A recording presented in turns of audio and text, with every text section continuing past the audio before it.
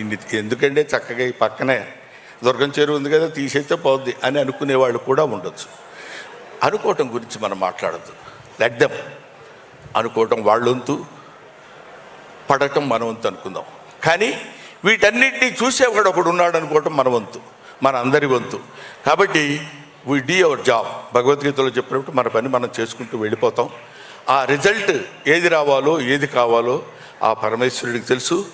అందుకే ఈ సినిమా ఒక అద్భుతమైన విజయాన్ని సాధిస్తుందని నేను మనస్ఫూర్తిగా నమ్ముతున్నాను. నమ్మి తీరాలి ఎవడైనా. ఆ సినిమా చూసిన తర్వాత మరీ ఇంకా తెలుస్తుంది.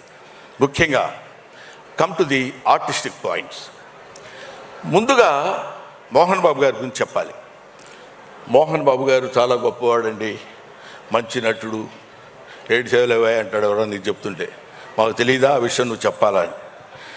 మోహన్ బాబు గారు భారతదేశం గర్వించేటువంటి అతి తొమ్మిది నటుల్లో ఒకడు. భారతదేశం నటుల్లో ఉన్నటువంటి వాళ్ళలో ఒకడు. ఆ రోజుల్లో ఓ దిలీప్ కుమార్, ఒక అక్కినే నాగేశ్వరరావు, ఒక ఎన్టీ రామారావు, ఆ ఏజ్ తర్వాత వచ్చినటువంటి తరంలో మోహన్ బాబు గారు ఒకరు.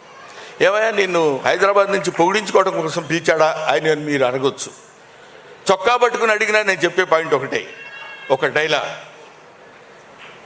డైలాగ్ చెప్పాడు అంటే ఇలాగే చెప్పాలి కదా అనిపిస్తుంది. వోకల్ కార్డ్స్ నాకు అలాగే 10 నిమిషాలు నేను మాట్లాడమంటే మాట్లాడాను. భగవంతుడు ఆయనకి ఇచ్చినటువంటి స్వరం అలాంటిది. ఒక అద్భుతమైనటువంటి స్వరధునిని ఆయనకి ఇచ్చాడు. నటనలో మేము చిన్న కామెడీ వేషాలు వేసుకునేవాళ్ళం. గబగబా ఆయన దగ్గరికి వెళ్ళి ఏంటి గురుగారు, ఉండవాయ్ డైలాగ్ ప్రాక్టీస్ చేస్తున్నాను ఇక్కడ. ఆయన క్యారెక్టర్ చేసేటప్పుడు పాత్రలో ప్రవేశించి అద్భుతంగా నటించి మెప్పించినటువంటి నటుడు అతి తక్కువ మంది ఉంటారు. అలాంటి వాళ్ళలో చెప్పండి డైలాగ్, సరే అని చెప్పేవాళ్ళు ఉండొచ్చు. ఇలాంటి వాళ్ళు అతి తక్కువ మంది నటులు ఉంటారు. అందులో మోహన్ బాబు గారు ప్రథమం. ఇటువంటి వాళ్ళు ఇంకా ఇన్ని సంవత్సరాలు, ఏమన్నా మీకు ఒక 50 ఉంటాయా? 50 అండి? ఓహో, ఇండస్ట్రీకి వచ్చి 50 ఏళ్ళు అయింది ఆయన. నీకు అనుకుంటా బహుశా. కాబట్టి ఇన్ని సంవత్సరాల సుదీర్ఘమైన ప్రయాణంలో కేవలం నటుడిగా ఒక్కొక్క మెట్టు కామెడీ చేసి మా బొచ్చల్లో రాయేశాడు, విలన్ చేసి మా బొచ్చల్లో రాయేశాడు. Comedy, villain, character artist, hero, ఎన్ని రకాల పాత్రలు ఉన్నాయో అన్నీ చేయగలిగినటువంటి సమర్థత కలిగినటువంటి నటుడు ఆయన మోహన్ బాబు గారు. ఈ సినిమాలో మహాదేవ శాస్త్రిగా ఇందాక మీరు చూశారు. ఆయన యొక్క ప్రావీణ్యత, ఆ నడక, ఆ టీవీ, నిజంగా ఈయన ఎన్ని వేదాలు చదువుకున్నాడు రా బాబు అనిపిస్తుంది.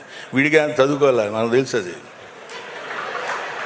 కానీ అక్కడ ఆయన నేర్చుకున్నటువంటి విద్యతో ఒక అద్భుతమైనటువంటి భ్రమ కలిగించేటువంటి నటుడు మోహన్ బాబు గారు. సరే, ఆయన గురించి పక్కన పెడితే విష్ణుని చూశా. విష్ణు కన్నప్ప అంటున్నారు. అప్పట్లో రాజకుమార్ వేశాడు, ఆ తర్వాత కృష్ణరాజు గారు వేశారు, మళ్ళీ ఇప్పుడు ఇతను అంటున్నారు. వీడు ఏం చేస్తాడు రా బాబు అనేటువంటి ఆలోచన ఉండొచ్చు. నాకే కలిగిందంటే చాలామంది కలిగి ఉంటుందిగా.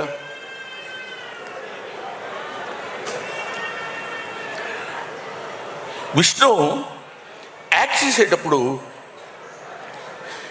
ఏదో చేసేసి వెళ్ళిపోవడం కాదు, ఈ షాట్ అయిపోయిందండి ఓకే అని కాకుండా ప్రతి షాట్, దీనికి డబ్బులు ఖర్చు పెట్టడం ప్రధానం కాదు. మోహన్ బాబు గారు చూడని డబ్బు కాదు, బోల్డంత చూశాడు ఆయన. మోహన్ బాబు గారికి తెలియని డబ్బు కాదు బోల్డంతా, ఆయనకి తెలియని కీర్తి కాదు బోల్డంత కీర్తి ఉంది. కాకపోతే ఇప్పటికీ ఒక నిత్య విద్యార్థిలాగా ఇలా చేయాలని అది పుణికిపుచ్చుకున్నటువంటి వ్యక్తి విష్ణు, అది పుణికిపుచ్చుకున్నటువంటి వ్యక్తి మనోజ్, అది పుణికిపుచ్చుకున్నటువంటి ఆర్టిస్ట్ లక్ష్మి, వాళ్ళ కుటుంబం అంతా అంతే.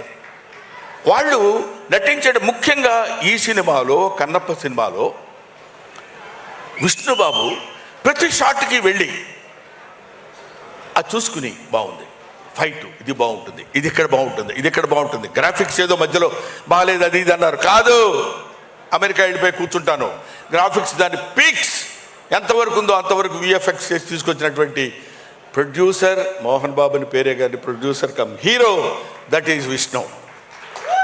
అంత కష్టపడ్డాడు అతను. ఈ సినిమాలో నటించిన వాళ్ళు ఇంకా మోహన్ లాల్ తమిళనాడు, అదే మలయాళంలో అతను, శరత్ కుమార్, అక్షయ్ కుమార్, వీళ్ళందరూ వాళ్ళ యొక్క శక్తిని ఎందుకు అంత కష్టపడి ఈ సినిమాలో యాక్ట్ చేశారు అంటే, సినిమాలో ఉన్నది గుండెకాయ, ఆయువు పట్టు, శివుడు పరమేశ్వరుడు. ఆయన నుంచి ఎవడు తప్పించుకోలేము మనం. ఏం చేద్దాంలే అనుకున్నా కూడా ఊరుకోలేము.